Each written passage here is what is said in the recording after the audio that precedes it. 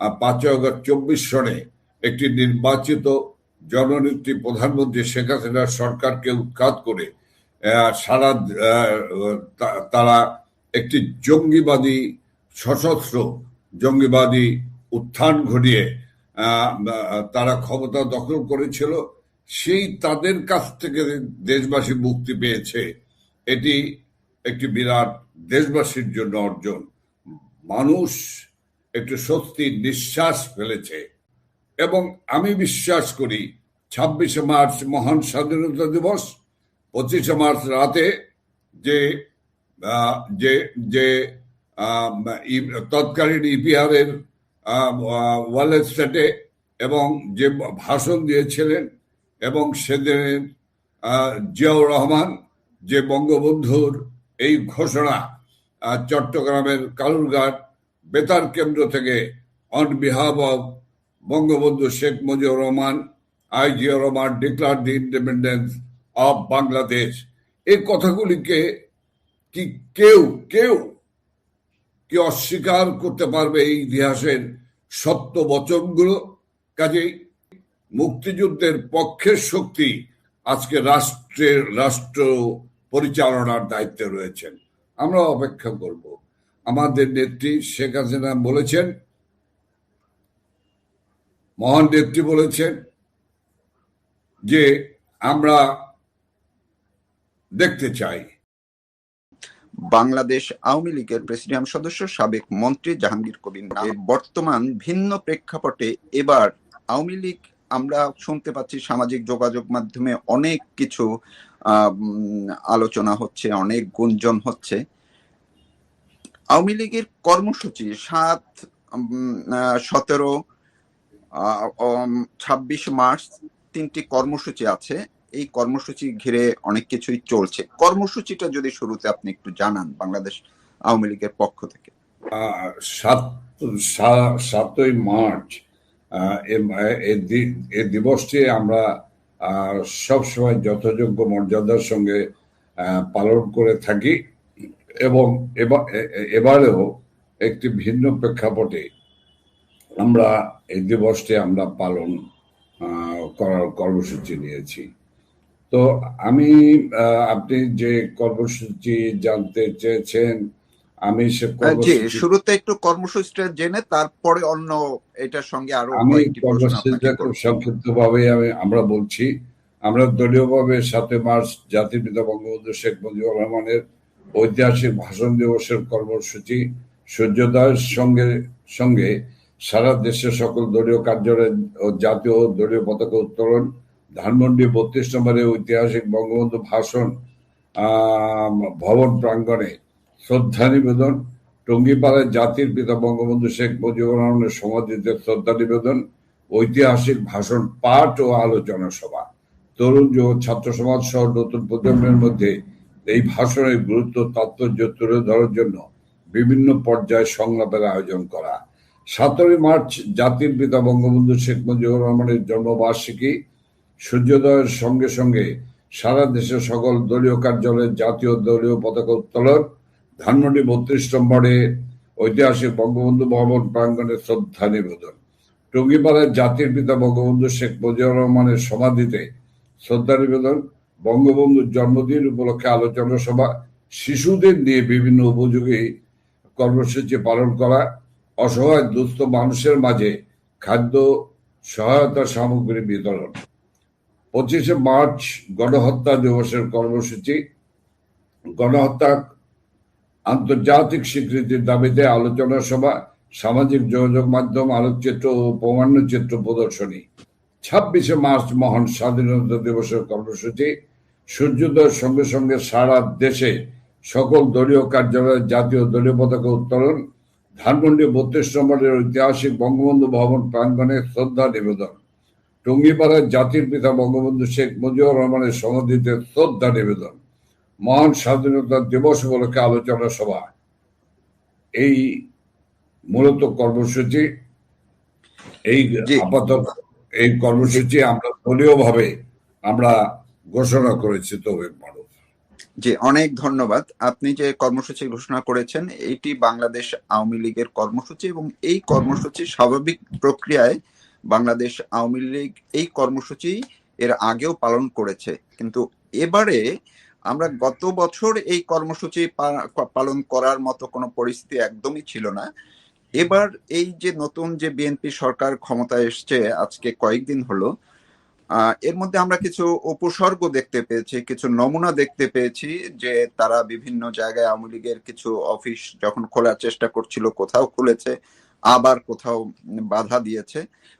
আবার এর মধ্যে মবে যেমন আমাদের একজন এমপি কে একটি প্রোগ্রাম থেকে তাকে মব করে ধরে নিয়ে গেল। বিভিন্ন জায়গায় এই ঘটনাগুলো আছে। আপনার কাছ থেকে একটু জানতে চাই, এই যে বিশাল কর্মসূচি এইবার বিএনপি সরকারের এই মাত্র কয়েকদিনে আপনার পর্যবেক্ষণ অনুযায়ী, নিশ্চয়ই আপনার কিছু পর্যবেক্ষণ আছে এই সরকারের এই কয়দিনের, সেই অনুযায়ী আপনি কি মনে করছেন যে যে কর্মসূচি ঘোষণা করা হলো আপনার বাংলাদেশ আওয়ামী লীগের পক্ষ থেকে, এগুলো আপনাদের আশা অনুযায়ী করা সম্ভব হবে?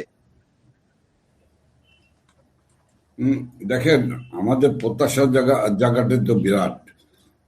আমরা প্রত্যাশাও করি যে আমরা এই কর্মসূচিগুলি দলীয়ভাবেই শুধু নয়, দেশবাসী এই দিবসটি যথাযোগ্য মর্যাদায় পালন করবেন, এবং বর্তমান যে সরকার, এই সরকার যথাযোগ্য শ্রদ্ধা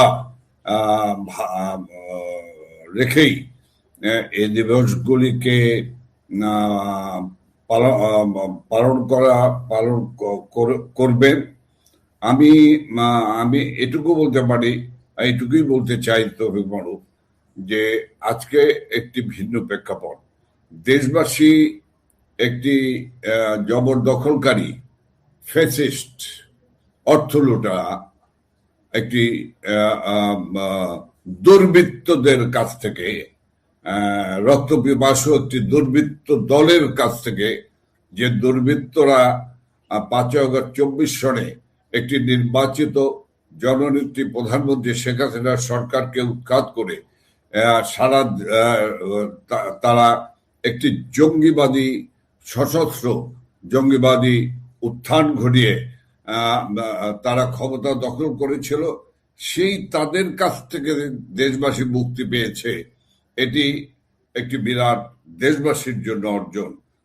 মানুষ একটু স্বস্তির নিঃশ্বাস ফেলেছে, এবং আজকের বাংলাদেশের সোশ্যাল মিডিয়ায় কি আসছে, সোশ্যাল মিডিয়ায় দেখা যাচ্ছে, প্রমাণ হচ্ছে যে কি হারে, কি গণলুট এই দেশে তারা চালিয়েছে, তার প্রমাণ এদেশের সোশ্যাল মিডিয়ায় একের পর এক আসছে। শুধু সোশ্যাল মিডিয়াই নয়, তাদের এই অনেক মানুষের বক্তব্যের মধ্য দিয়ে, কথোপকথনের মধ্য দিয়ে সব জিনিস আস্তে আস্তে উন্মোচিত হচ্ছে। কাজেই আজকের প্রেক্ষাপটে আপনি যেটি জানতে চাইছেন, সেই প্রেক্ষিতে বলতে চাই, এই মাস 7ই মার্চকে জাতির পিতা বঙ্গবন্ধু শেখ মুজিবুর রহমানের সেই ঐতিহাসিক শ্রদ্ধেয় উদ্যানে ঐতিহাসিক ভাষণকে কি এই কেউ অস্বীকার করতে পারবে?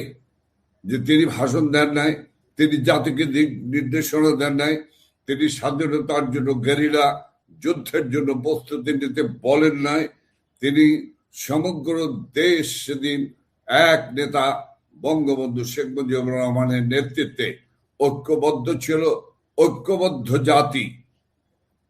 সেই দিবসটিকে তো পালন করাই উচিত।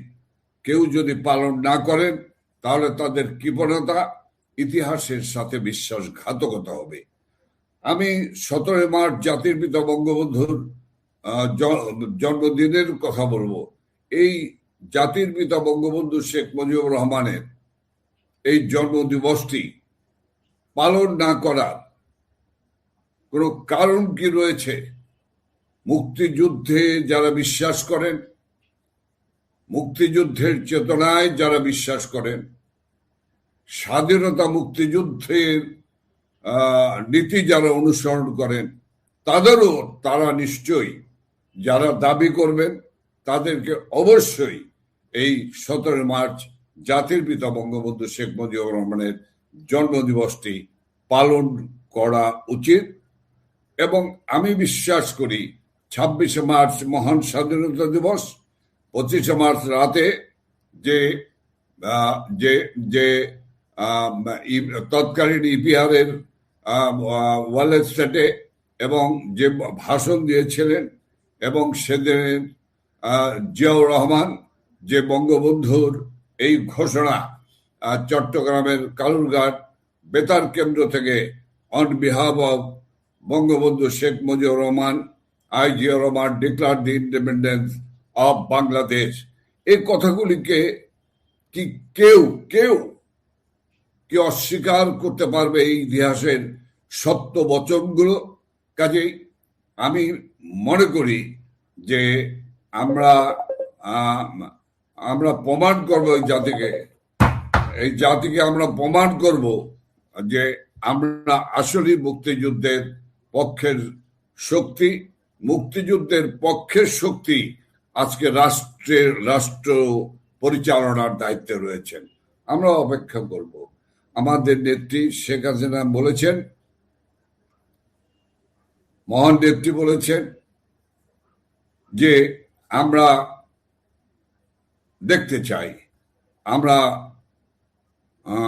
তিনি বলেছেন কোড অ্যান্ড কোড, সেটি হলো আমি এই ডক্টর ইউনূস সম্পর্কে আগাম বার্তা দেশবাসীকে দিয়েছিলাম, সতর্ক বার্তা দিয়েছিলাম কি হতে পারে, এই বাংলাদেশ নিয়ে কি ষড়যন্ত্র, জাতীয় আন্তর্জাতিক ষড়যন্ত্র হচ্ছে, কি সেই সব কিছু আমার ভিতরে না রেখে আমি দেশবাসীকে অবহিত করেছি নির্দ্বিধায়। ক্ষমতায় টিকে থাকার জন্য নয়, দেশবাসীর অধিকারকে, দেশবাসীকে মধ্যে জাতীয় চেতনা জাগ্রত করার জন্য, সতর্ক করার জন্য আমি বলেছি। আমরা সেই শাসন আমল দেখেছি যারা দখল করে ক্ষমতা চালিয়েছেন। আমরা সেই ইউনূস রিজিমকে আমরা দেখেছি। আজকে অবশ্যই আমরা এই মার্চ মাসের সার্বিক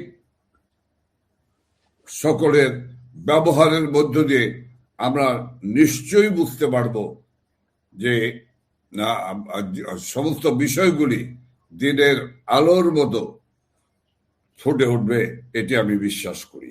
জি, অনেক ধন্যবাদ। আপনি খুব একদম পরিষ্কারভাবে না বললেও কিছু শব্দ খুব সতর্কভাবে আপনি ব্যবহার করেছেন, এবং যা থেকে বোঝাই যায় যে বিএনপি সরকারের প্রতি আপনারা এক ধরনের এখনো তাদেরকে মনে করছেন মুক্তিযুদ্ধের পক্ষের শক্তি হিসেবে।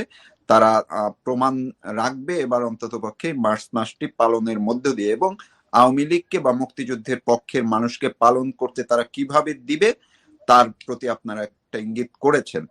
এই কর্মসূচি ঘিরে, এই মার্চ মাস ঘিরে আমরা সামাজিক যোগাযোগ মাধ্যমে এবং বিভিন্ন ভাবে একটা রহস্যের এক ধরনের তৈরি হচ্ছে, বা অনেকে বলার চেষ্টা করছেন, অনেকে কিছু তথ্য আসলে বাইরে প্রচার করছেন যে এই মার্চ মাসেই আওয়ামী লীগের যেই নেতারা আপনারা বাইরে আছেন তারা দেশে ফিরবেন মুক্তিযুদ্ধের চেতনাকে আরো জোরালো করার জন্য, মুক্তিযুদ্ধের পক্ষের মানুষকে আরো সাহস যোগানোর জন্য।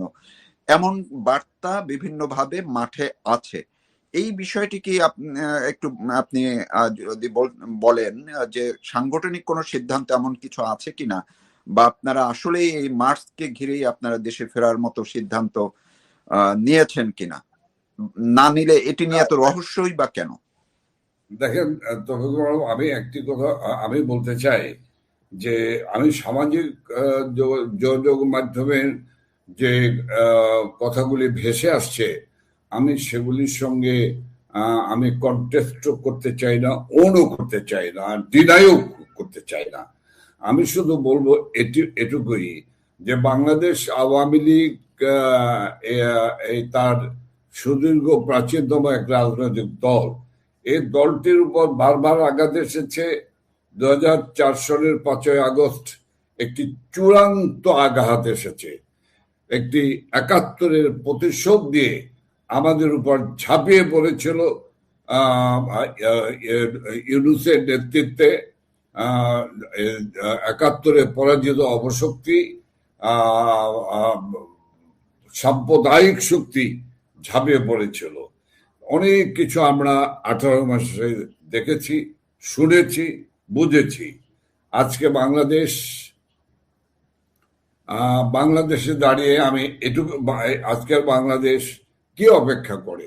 বাংলাদেশ অপেক্ষা করে বাংলাদেশ আওয়ামী লীগ সেই স্বাধীনতা মুক্তিযুদ্ধের নেতৃত্ব দানকারী দল, 52 ভাষা আন্দোলনের নেতৃত্ব দানকারী দল, 70-এর নির্বাচনে পাকিস্তানি শক্তির বিরুদ্ধে নির্বাচন করে বঙ্গবন্ধুর নেতৃত্বে নিরঙ্কুশ সংখ্যাগরিষ্ঠতা জয়লাভকারী একটি রাজনৈতিক দল। এই দলটি তো আর ভেসে আসেনি। এই দলটির একটি সুদীর্ঘকালের সংগ্রামের যুদ্ধের ইতিহাস রয়েছে। কাজেই হঠাৎ করে সংগ্রাম, যুদ্ধ বা হুইসেল বাজিয়ে কিন্তু বাংলাদেশের স্বাধীনতা আসেনি। এই স্বাধীনতা আনতে গিয়ে টুঙ্গিপাড়ার খোকা বাঙালি জাতির বঙ্গবন্ধু শেখ মুজিবুর রহমানকে তার জীবনের যৌবন কাটাতে হয়েছে কারাগারে। বারবার মৃত্যুর কে আলিঙ্গন করতে হয়েছে। ফাঁসির কাস্টে ঝোলার জন্য তাকে অপেক্ষা করতে হয়েছে। কাজেই সেই দলটি হারিয়ে যায়নি, হারিয়ে যাবে না।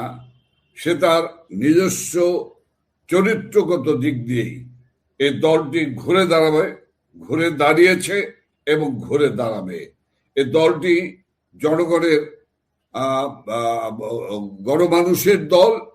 এই দলটি অবশ্যই ঘুরে দাঁড়াবে। এর জন্য কোনো দিন, তারিখ বা ক্ষণ দেওয়ার কোনো অপেক্ষা রাখে না। আমি বিশ্বাস করি যে এই স্বাধীনতার মাস হলো, এই মার্চ মাস হলো জাতির একটি চেতনার মাস। জাতি এক চেতনার মধ্য দিয়ে আবার তারা সঠিক ধারা, সঠিক পথ খুঁজে বের করবে। কারণ মুক্তিযুদ্ধ যে বাংলাদেশ, সেই বাংলাদেশ 24-এর 5ই আগস্টের পরে মুক্তিযোদ্ধাদের গলায় মালা দিয়ে যারা আনন্দ আস্ফালন করেছেন, যে মুক্তিযোদ্ধাদেরকে কারাগারে নিক্ষেপ করেছেন, যে সাংবাদিকরা মুক্তিযুদ্ধের সপক্ষে তাদের কলমের লেখনী ছিল, সেই সাংবাদিকদেরকে আজ কারাগারে রন্ধ প্রকোষ্ঠে রাখা হয়েছে। এই মুক্তিযোদ্ধা হিসাবে আমি সহ যে মুক্তিযোদ্ধাদের বিরুদ্ধে একটি বিশাল ষড়যন্ত্র ছিল, আজকে বাংলাদেশে বঙ্গবন্ধু যে আইসিটি আদালত, এই আদালতটি তৈরি হয়েছিল ৭১-এর এই মানবতা বিরোধী, এই নরক পিশাচদের বিচারের জন্য। সেই বিচারের ধারাবাহিকতা ছিল। কিন্তু সেই আদালতে বঙ্গবন্ধুর রক্ত যার ধমনীতে প্রবাহিত, যে রক্ত কোনোদিন পরাভব মানে না, সেই রক্তের উত্তরাধিকার জনগণের নেত্রী, এই মুখ থুবড়ে পড়া, ধ্বংস হওয়া বাংলাদেশকে যিনি বিশ্ব দরবারে এক উন্নয়নের রোল মডেলে পরিণত করেছে, সারা বাংলাদেশ উন্নয়নের জোয়ার বইয়ে দিয়েছে। মানুষ তার অধিকার পেয়েছে, অন্নের অধিকার পেয়েছে, বস্ত্রের অধিকার পেয়েছে, শিক্ষার অধিকার পেয়েছে, চিকিৎসার অধিকার পেয়েছে। সেই দীর্ঘ সময় ধরে সময় নেই বলার, নতুবা আমি এই মানুষের মৌলিক 5টি অধিকার কিভাবে প্রতিষ্ঠিত করেছেন বঙ্গবন্ধু কন্যা শেখ হাসিনা, আমি ধারাবাহিকভাবে বলতে পারবো ইনশাল্লাহ। আমি সেই দিকে আমি যেতে চাই না। আমি শুধু বলবো, বাংলাদেশ দেশের মানুষ শুধু বলে, আহাজারি করে, হায় রে আমার বাংলাদেশ, হায় রে শেখ হাসিনার বাংলাদেশ। আমরা শেখ হাসিনাকে চাই, শেখ হাসিনাকে ফিরিয়ে দাও আমাদের কাছে।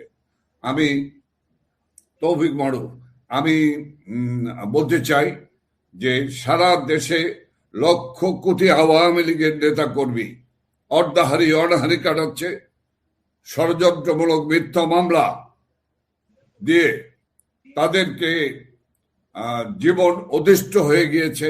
কারাগারের অভ্যন্তরে আমাদের নেতা কর্মীরা এক মানবতার জীবনযাপন করছেন। তথাকথিত আইসিটি আদালতের তথাকথিত বিচারের নামে যে আইসিটি আদালত আস্ফালন করে আর এই ৭১-এর ঘাতকদের দ্বারা বিচার হয়, সেই আইসিটি আদালত সহ বাতিল করা হোক, রাজবন্দীদের নিঃশর্ত মুক্তি দেওয়া হোক, ষড়যন্ত্রমূলক সকল মিথ্যে মামলা প্রত্যাহার করা হোক, দেশে একটি সুস্থ স্বাভাবিক পরিস্থিতি ফিরিয়ে আনা হোক এবং দেশে একটি গণতান্ত্রিক একটি পরিবেশ তৈরি করা হোক। বাংলাদেশ আওয়ামী স্বাধীনতা মুক্তিযুদ্ধের নেতৃত্ব দানকারী দল বাংলাদেশ আওয়ামী লীগের উপর যে পরিপত্র জারি করে খুনি ইউনূস, ক্ষমতা দখলকারী ইউনূস যে বাংলাদেশ আওয়ামী লীগকে নিষিদ্ধ করেছিল, সেই আদেশ বাতিল করা হোক এবং আমরা আশা করি যে ৫ই আগস্ট থেকে যে হত্যাকাণ্ড হয়েছে, যে অগ্নিসংযোগ করে আমাদের নেতা কর্মীদের বাড়িঘর জ্বালিয়ে দিয়েছে, মায়ের সামনে মেয়েকে রেপ করেছে, ভাইয়ের সামনে বোনকে রেপ করেছে এবং হাজার হাজার আওয়ামী লীগ, যুবলীগ, ছাত্রলীগ, স্বেচ্ছাসেবক লীগের নেতা কর্মীকে নির্মম নিষ্ঠুরভাবে হত্যা করেছে এবং ৫ই আগস্টে যে নিরীহ যে আইন শৃঙ্খলা রক্ষাকারী বাহিনী প্রায় ২৮০০ জন পুলিশ কর্মকর্তা, পুলিশ সদস্যদেরকে নির্মম নিষ্ঠুরভাবে হত্যা করেছে, যার উপর ইনডিমিনিটি জারি করে তার বিচার করা যাবে না। তাদের পরিবাররা, তাদের স্বামী হত্যা, তাদের পরিবারের ওই সন্তানটি তার পিতৃ হত্যার বিচার পাবে না। এই জঙ্গি আইন চলতে পারে না। এই নিষেধাজ্ঞা প্রত্যাহার করে নেওয়া হোক। আমি এই জায়গাটিতে আপনাকে একটু ইন্টারাপ্ট করছি। আপনি শেষে যে প্রসঙ্গটি বললেন যে এই পুলিশ হত্যার বিষয়টি, আমরা দেখলাম যে প্রথমে এই সরকার বসার পরপরই সরকারের একজন দায়িত্বশীল মন্ত্রী বললেন যে এটি তদন্ত করা হবে, কিন্তু পরক্ষণেই স্বরাষ্ট্রমন্ত্রী তিনি নিজেও কিন্তু আগে বলেছিলেন, কিন্তু পরক্ষণেই আমরা দেখলাম যে তিনি নিজে আবার বললেন যে না, এটি তদন্ত করা যাবে না, যেহেতু জুলাই সনদে তারা স্বাক্ষর করেছেন। তো এই ক্ষেত্রে আপনার আওয়ামী লীগের অবস্থান কি, বা আপনি কিভাবে বিষয়টা দেখছেন যে পুলিশ হত্যা, যেটি সারা বিশ্বেই এই তথ্যটি আছে বা গেছে, এখন এই সরকার পুলিশ হত্যার বিষয়ে এরকম কেন একটু দু ধরনের কেন অবস্থান নিল বা জানান দিল? দেখেন, আমরাও কিন্তু হতবাক হয়ে গিয়েছি তৌফিক মারুফ। আমরা এই দ্বিচারিতাকে আমরা কি দেখছি সেটি না, শুধু দেশের মানুষ কেমন দেখছে সেটি আসলে ক্ষমতাসীনদের খবর রাখতে হবে, কান পেতে শুনতে হবে। কাজে আমি আশা করি যে আমরা অপেক্ষা করছি, আমরা দেখছি, আমরা শুনছি, আমরা বোঝার চেষ্টা করছি আমাদের নেত্রী। এছাড়া এই মুহূর্তে আমাদের কাছে কি বা আছে বলেন? আমাদেরকে তো আরেকটি প্রসঙ্গ আমি যেহেতু আপনাকে অনেকদিন পরে পেয়েছি, এই জন্য এই প্রশ্নটি আমি আগে 25শে ফেব্রুয়ারি পেলে ভালো হতো। 25শে ফেব্রুয়ারি যে বিডিআর হত্যা দিবস, বিডিআর বিদ্রোহ দিবসে যেই সেনা কর্মকর্তাদের হত্যা করা হয়েছে, সেই স্মরণে অনুষ্ঠানে গিয়ে আমরা দেখলাম স্বরাষ্ট্রমন্ত্রী এই যে ফজলুর রহমান তদন্ত কমিশনের রিপোর্টটি ধরে ধরে তিনি দেখালেন এবং তিনি বাছাই করে একটি অংশ তিনি পড়ে শোনালেন যে আওয়ামী লীগের বিরুদ্ধে যে সুপারিশ করা হয়েছে, দল হিসেবে আওয়ামী লীগ এই ঘটনা ঘটিয়েছে এবং তাদের নেতাদের বিরুদ্ধে, সুতরাং সুপারিশ অনুযায়ী তারা পদক্ষেপ নিবে বা বিষয়টি বিবেচনা করবে। আপনার নামও সেখানে আছে। আপনি যদিও এর আগে আমার সঙ্গে আরেকটি গত বছর আপনি বিস্তারিত বলেছিলেন, আজকে যদি একটু সংক্ষেপে বলেন যে এই সরকার, বিএনপি সরকার, তারা যেই মামলাটি আপিল বিভাগে আছে, এমনকি সেনা প্রধানের সেই ফুল স্টপের কথাও কিন্তু এখন সবাই বলেন, তা সত্ত্বেও এই মামলাটি আবার এখন তদন্ত আওয়ামী লীগের বিরুদ্ধে বা আওয়ামী লীগের ঘাড়ে, আপনাদের ঘাড়ে কেন চাপাচ্ছে এই বিএনপি সরকার? দেখেন, আসলে এটি নিয়ে তৌফিক মাহবুব একটি দীর্ঘ সময়ের আলোচনা দাবি রাখে। আমি আপনাকে অনুরোধ করব যে এই 2009 সালের 25শে ফেব্রুয়ারি যে বিডিআর হত্যাকাণ্ড হয়েছে, সেনা হত্যাকাণ্ড হয়েছে, এ নিয়ে আমি আমার জ্ঞানের যতখানি রয়েছে আমি এগুলো বলতে চাই, এবং এখন বলার অনেক বলার সময় এসেছে। কি বলার, কি বলতে চাই, আসলে আমার কাছে আমি খুব অবাক হয়ে যাই। দীর্ঘ লড়াই সংগ্রামের পরে এই দলটি 2009 সালের নির্বাচন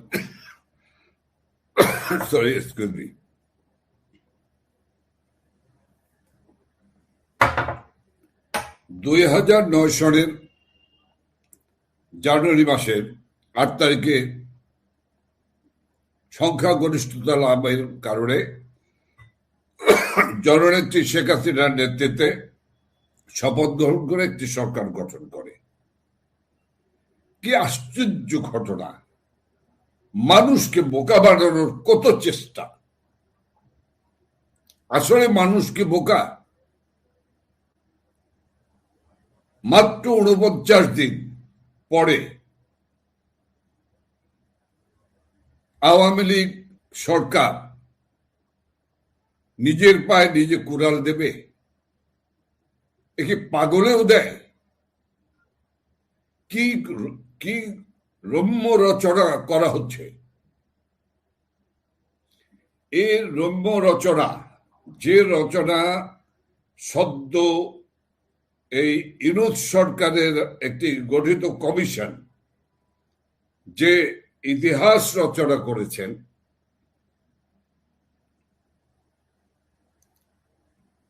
এই গল্প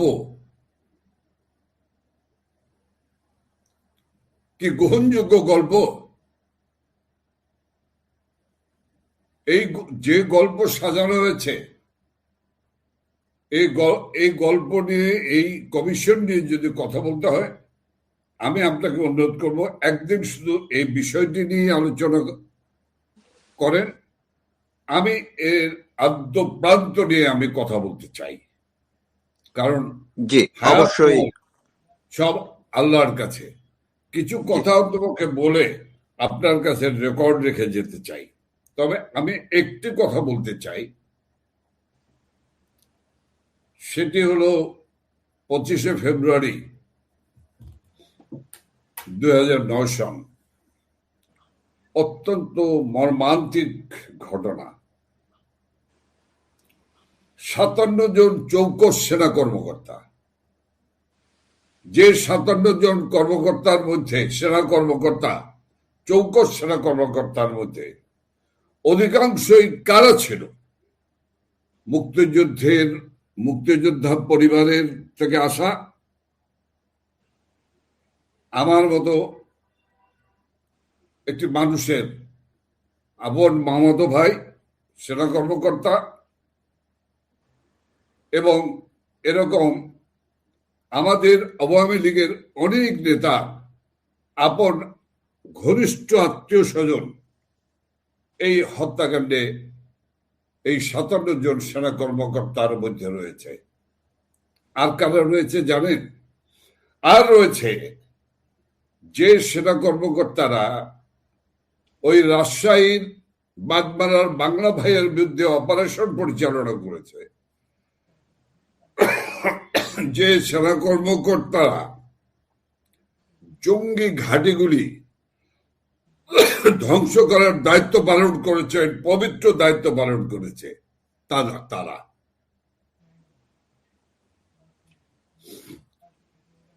কেন তাদেরকে হত্যা করা হলো সেটি ছিল আক্রোশ। এবং তৌফিক বড় আমাকে এবং আমার সহযোদ্ধা সহকর্মী মির্জা আজম সাহেবকে পাঠিয়েছিলেন তৎকালীন প্রধানমন্ত্রী। আমরা গিয়ে কি দেখলাম, আমরা যখন ওখানে গেলাম তখন প্রায় 2:45 বা 2টা বাজে। আমরা কিন্তু যা দেখেছি এর মধ্যে দুটি ধারা আমরা দেখেছি। একটি গোষ্ঠী বিডিআরের, তারা লাল শালু মুখে বাঁধা, তারা প্রচন্ড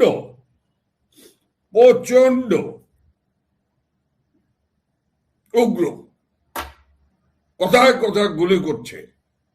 আমরা ওই ব্যাপক গোলা গুলির মধ্য দিয়ে সাদা পতাকা দিয়ে মাইক অ্যানাউন্স করে অনেক কিছু, এই গল্প বলে শেষ করা যাবে না। আমরা গিয়ে পৌঁছলাম গেটের কাছে। আমরা গিয়ে পৌঁছার মাইকে বলতে বলতে ঢুকলাম, আমাদেরকে মাননীয় প্রধানমন্ত্রী শেখ হাসিনা পাঠিয়েছেন। আমি জাহাঙ্গীর কবির নানক, আমি স্থানীয় সরকার প্রতিমন্ত্রী এবং জাতীয় সংসদের হুইপ মির্জা আজমকে পাঠিয়েছেন আপনাদের সঙ্গে আলোচনা করার জন্য। আপনারা গোলাগুলি বন্ধ করুন, আমাদেরকে আলোচনা করে সমাধান করতে হবে। আমরা গেটে যখন গিয়েছি, তবে মানব, আমার মা ইন্তেকাল করেছেন, আমার বাবা ইন্তেকাল করেছেন, আমার গর্ভধারিণী মাকে তুলে যে গালাগালি করা হয়েছে, ওই মিডিয়ারা যে গালাগালি করেছে, আমি সে ভাষাগুলি আমি এভাবে তুলে ধরতে পারবো না। এমনকি তৎকালীন প্রধানমন্ত্রী শেখ হাসিনাকে যে ভাষায় গালাগালি করেছে, আমরা যখন বলেছি আমাদেরকে পাঠিয়েছেন, আমাদেরকে কি বলেছে জানেন? আপনি বলে নাই, তুমি বলে নাই, তুই বলেছে। তোরা আসছিস কেন?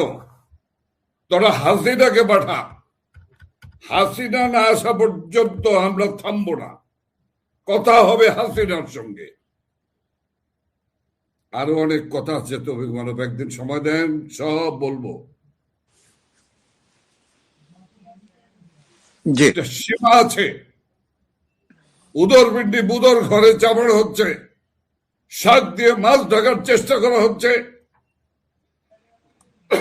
তাহলে আমরা যে গেলাম এই পবিত্র দায়িত্ব পালনের জন্য, গোলাগুলি বন্ধ করে আলোচনায় নিয়ে আসলাম, আমরা তো তখন পর্যন্ত জানি না। এই রোজার দিনে আল্লাহর কসম দিয়ে বলছি, তখন পর্যন্ত আমরা কেউ জানি না যে ভিতরে তা হত্যাকাণ্ড করে, হত্যার লীলাভূমিতে হত্যাকাণ্ড ঘটিয়েছে। আমরা আলোচনায় নিয়ে আসলাম যমুনায়, মাননীয় প্রধানমন্ত্রী বাসভবনে। সেখানেও নেত্রী প্রধানমন্ত্রী সর্বপ্রথম বসে তার সেনা অফিসারদের কথা জিজ্ঞাসা করলেন, আমার সেনা কর্মকর্তারা কেমন আছে, সেনা অফিসাররা, আর্মি অফিসাররা কেমন আছে। ওরা একযোগে দাঁড়িয়ে বলল, স্যার সবাই ভালো আছে, সবাইকে আমরা ভালোভাবে রেখেছি। ওখানের আলোচনা সব কিছু মিলিয়ে কি আশ্চর্য ঘটনা। আমাকে ভিতরে পাঠিয়ে দিল, আমরা তো ভিতরে যাইনি। এই অন্ধ মূর্খরা জোর করে আমাদেরকে গল্পের ভিতরে, হুমায়ুন আহমেদের গল্পের মতো আমাদেরকে ভিতরে পাঠিয়ে দেয়। আমরা তো ভিতরে যাইনি। আমরা বিডিআরের ওয়ালের কাছে একটি মার্কেট আছে, ওয়াল ঘিসে, সেখানে একটা আমবালা সুইটস অ্যান্ড হোটেল আছে। আমরা সেখানে সেইটাকে একটা বসার জায়গা করেছিলাম।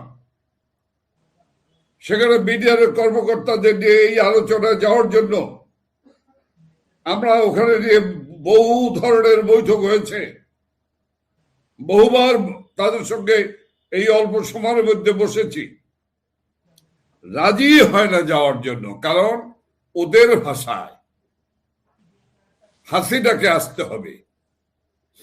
আমি কি আশ্চর্য ঘটনা তৌফিক মারুফ, আমার বাড়িতে যদি আগুন লাগে, আপনি পাশের বাড়িতে থাকেন বা আপনি আগুন দেখেছেন, আপনি দৌড়িয়ে আসবেন না? এটাই তো বাংলাদেশের সামাজিক রীতিনীতি। তাহলে মানুষ কি আর কোনোদিন যাবে না? তাহলে মানুষকে আগুন লাগলে যাবে না? মানুষকে আক্রান্ত হলে তাকে রক্ষার জন্য যাবে না? মানুষকে বিশৃঙ্খলা হলে তাকে রক্ষা করার জন্য যাবে না? কোথায় নিয়ে যাওয়া হচ্ছে? এই উদ্দেশ্য প্রণোদিত গল্প সাজিয়ে। জি, আমি আপনি শেষ বিচার করা হলো, যে বিডিআরদের বিচার করা হলো, প্রায় 2300 লোককে গ্রেপ্তার করা হলো। এর ভিতরে 850 জনকে বিচারের আওতায় আনলো। কে আনলেন? শেখ হাসিনার নির্দেশে আনলেন। আলিয়া মাদ্রাসা একটা কোর্ট স্থাপন করলেন। সেই কোর্টে দীর্ঘ সাক্ষীর পরে, যে কোর্টে গিয়ে আমিও মন্ত্রী হিসাবে সাক্ষী দিয়েছিলাম, প্রায় 2 ঘন্টা 40 মিনিট আমি আমার সাক্ষ্য প্রদান করেছি। মির্জা আজম সাক্ষ্য দিয়েছেন। সেই আলিয়া মাদ্রাসা কোর্ট দীর্ঘ সাক্ষ্য হওয়ার পরে 152 জনকে ফাঁসি দিয়েছে, 253 জনকে যাবজ্জীবন কারাদণ্ড দিয়েছিলেন এবং 250 জনকে বিভিন্ন মেয়াদে জেল দিয়েছিলেন। এর ভিতরে শুধু মাত্র 50 জন বেকসুর খালাস পেয়েছিল। সেই মামলাটি হাইকোর্টে গিয়েছিল। সেই হাইকোর্টে যাবার পরে হাইকোর্ট সেই ফাঁসির দণ্ডাদেশ দেওয়া 152 জনের মধ্যে 139 জনের ফাঁসির রায় বহাল রাখে এবং বিভিন্ন মেয়াদে সাজা দেওয়া হয়। সেই মামলাটার ভাগ্যটা কি? সেই মামলাটার ভাগ্য হলো 3 জনকে নিয়ে হাইকোর্টে একটি বেঞ্চ গঠন হয়। সেই বেঞ্চ সাক্ষ্য গ্রহণ, আলামত সবকিছু দেখে কিন্তু এই 139 জনকে ফাঁসি দেয় এবং অন্যান্যদেরকে বিভিন্ন মেয়াদে সাজা দেয়। সেই মামলাটি রায়ের পরে স্বাভাবিক রীতি অনুসারে, আদালতের রীতি অনুসারে সেই মামলাটি সুপ্রিম কোর্টে গেল এবং সেই সুপ্রিম কোর্টের অ্যাপেলেট ডিভিশনে এখন বিচারাধীন রয়েছে। সুপ্রিম কোর্ট অ্যাপেলেট ডিভিশনে যে মামলার বিচারের অপেক্ষায় রয়েছে, আপনি তৌফিক মারুফ কমিশন গঠন করার এখতিয়ার রাখেন? আপনি ইচ্ছাকৃতভাবে গায়ের জোরে দেশ দখল করে মনে করলেন সবকিছু ইচ্ছাকৃতভাবে করা যাবে। এটি কোনোভাবেই মেনে নেওয়া যায় না। আমি অনুরোধ করব দেশের মানুষকে, আমি অনুরোধ করব আমার যে চৌকস সেনা কর্মকর্তারা নিহত হয়েছেন, শহীদ হয়েছেন, তাদেরকে অনুরোধ করব, আমার বোনেরা, আমার ভাইয়েরা, আপনারা বিভ্রান্ত হবেন না কোনো অপপ্রচারে। আমাদের প্রিয় নেত্রী শেখ হাসিনা আপনাদের সকলের পরিবারের সঙ্গে যুক্ত ছিলেন। আপনাদের রক্তক্ষরণ তার হৃদয়ের, শেখ হাসিনার হৃদয়ে একই রক্তক্ষরণ। শেখ হাসিনা রক্তের রাজনীতি করে না, শেখ হাসিনা রক্ত ঝরানোর রাজনীতি করে না, করে নাই, আমাদের শিখায়নি।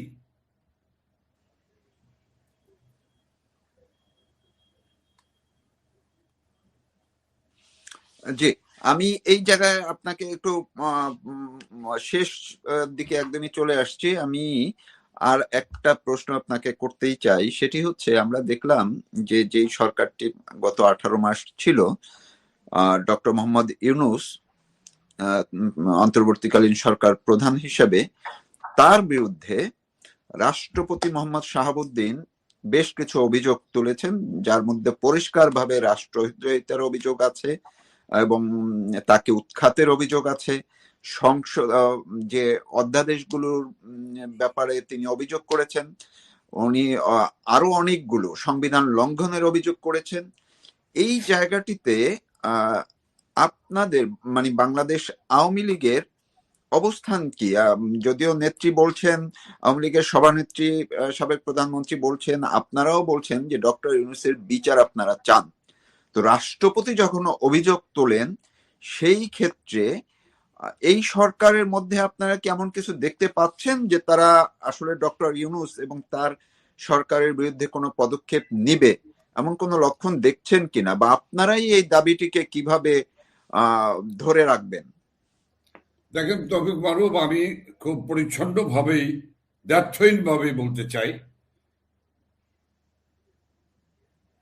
যে মহামান্য রাষ্ট্রপতি শাহাবুদ্দিন আহমেদ, মোহাম্মদ শাহাবুদ্দিন কি পরিস্থিতির মধ্যে 18 মাস কাটিয়েছে আমরা জানি, দেশের মানুষ জানে। শুধু পানির লাইন